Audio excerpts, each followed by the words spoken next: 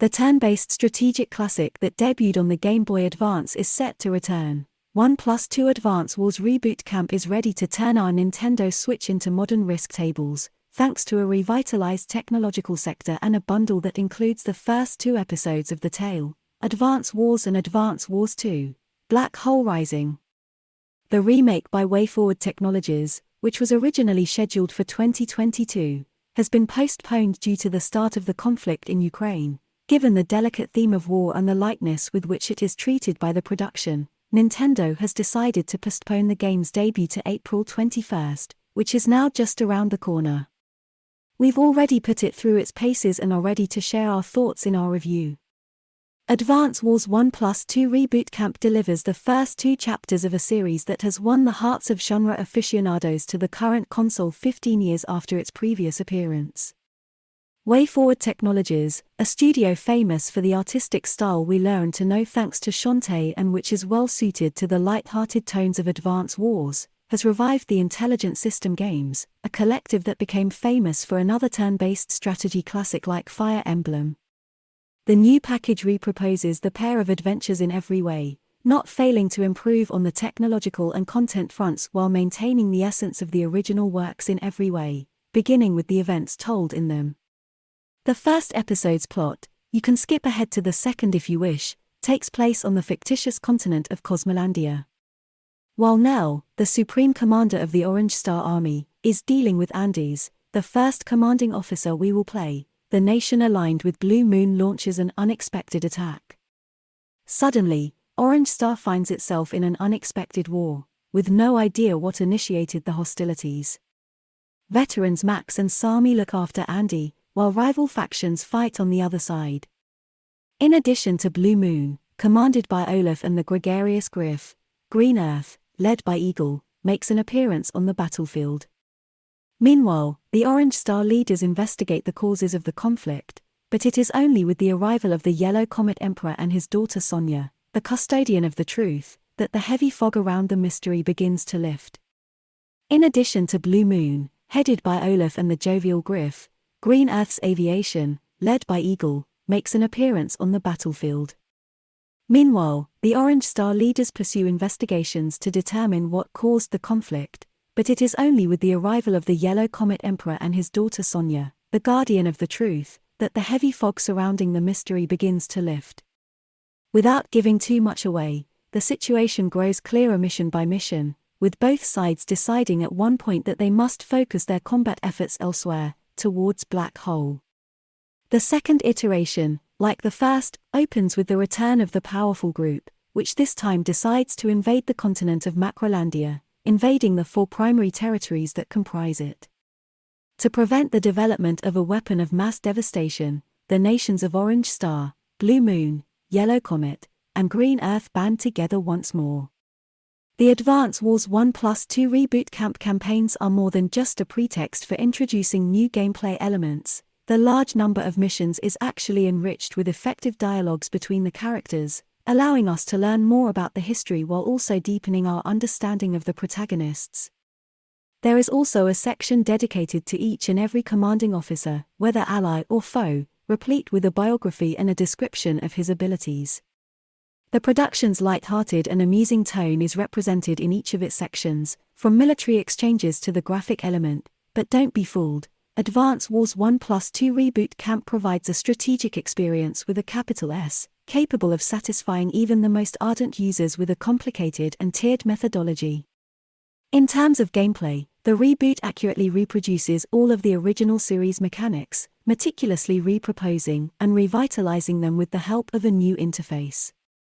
The difference between triumph and defeat is often determined by a single move, and, as on this occasion, the devil is hidden in the subtleties. The missions present the participants in front of a virtual chessboard with troops positioned to defend their separate headquarters, which are located at the field's antipodes. Each round, a fixed amount of movements on the quadrants are allowed until the opponent is eliminated. The several maps offered invite us to battle on various terrains, each with unique features that might alter unit mobility capabilities while delivering bonuses and penalties in defense or attack, for both sides, mind you. Paved roads, as opposed to dirt roads, encourage movement and allow you to travel across many squares. Woods give ground troops more defensive power, whilst highlands mean more effective strikes from above, but leaving them unprotected in case of aerial assaults. Then there are cities, which give armored units with protection. When crossing a river, infantry soldiers are hindered and their defensive skills are diminished. The first thing to remember is to thoroughly analyze the terrain, understanding how to maximize the properties of each surface. The units, on the other hand, are at the center of the game. The 2 Advance Wars chapters make a vast number available, separated into land, sea, and air, each with factors that govern their movement capability, life, ammunition, and, in the case of mechanized infantry, the amount of fuel. All information is easily available through a panel that, in addition to providing specifics on weaponry and battle effectiveness, highlights the basic attributes of the selected unit. With the stroke of a key, we will also be able to see the range of its attacks, ensuring that we use it correctly. Needless to say, we will not use all of our guys at the start of the campaigns, and only by moving forward will we be able to free up other fighters. Infantry and tanks will soon be joined by missile launchers, fighters, bombers, helicopters, interceptors, and even submarines, each with unique characteristics to remember. The outcome of a conflict is then predicted by a percentage number that accounts for all of the variables in the field. Unit status and specifications, geography, and even weather conditions all have an impact on an attack's effectiveness. The option of providing troops through support units must also be considered in planning, since their judicious usage might affect the result of a fight. You will also have access to factories to help fill out the ranks.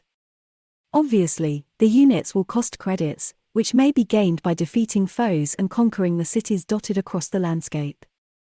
Each turn, the army will distribute a set amount of funds to the territories under its control. The commanding officers are in charge of driving the men, which adds another layer of complication to the amusing recipe.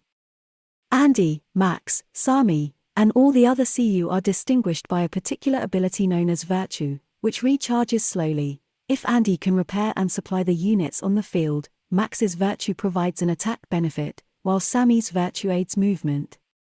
The application of this advantage can significantly alter the outcome of a fight, which is why it is critical to consider the impacts of the opponent. The main variations in gameplay between the first and second chapters are the virtues. Failure to use the talent in the latter scenario allows you to fill an additional counter related to a catastrophic strike. There are 2 standard prerequisites for victory: destroy all opposing forces or take their headquarters. However, in other missions, the game will present us with additional tasks, such as capturing control of a particular number of cities, a location, or beating a certain number of opponents. A useful screen at the end of each assignment summarizes the fight outcomes and shows the scores, credits earned, and performance grade. The freshly acquired monies can be spent in Heartcheese Shop to unlock maps, new commanding officers, music, and other treasures that can be used in the other modes.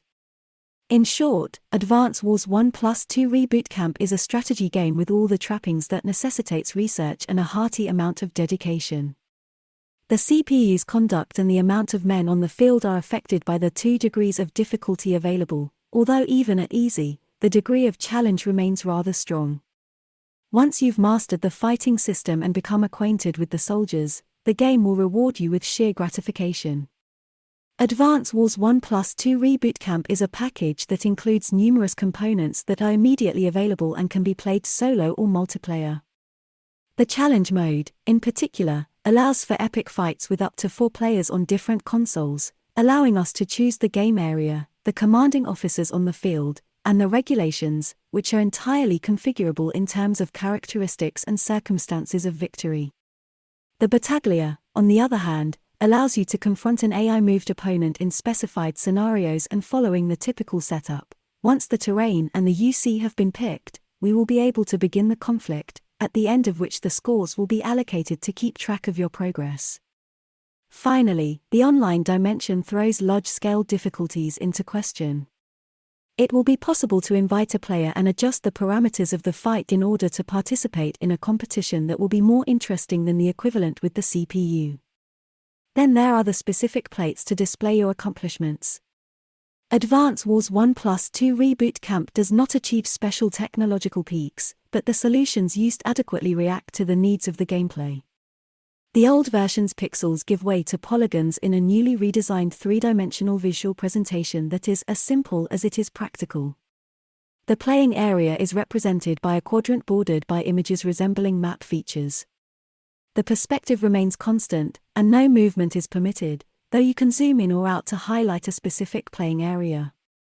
The models of the units, ranging from infantry to armored vehicles, are reminiscent of the world of the unforgettable Playmobiles, while the battles make use of split-screen 3D animations that, in addition to the vehicles involved and the terrain, allow us to see the effects produced by the battle.